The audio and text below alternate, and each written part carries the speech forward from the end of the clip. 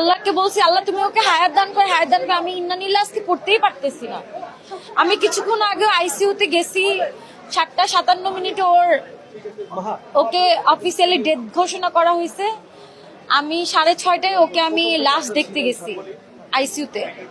ওর just এই বুকটা না এরকম করে নড়তেছে, এরকম করে নড়তেছে। আমি ডক্টর বললো যে ওর 99% নাই, জাস্ট 1% আছে। দেখলাম ওর লাইফ সাপোর্ট ওকে খুলে ফেলা হচ্ছে। আমি বললাম ও যদি না থাকে, ওর গা গরম। আমি ওর গায়ে হাত দিচ্ছি, আমি দেখলাম যে ওর গা গরম। আমার ডক্টর ওর তো গা গরম, ওর গা তো ঠান্ডা না। বলে কি দেখেন ও তো মানে নাই, একটা মানুষের হায়া মানে দমটা যেতে একটু টাইম লাগবে। এখন আমরা জাস্ট ওর ইটা খুলে দিব, ওর মানে ওর দমটা যেতে যতক্ষণ টাইম লাগে।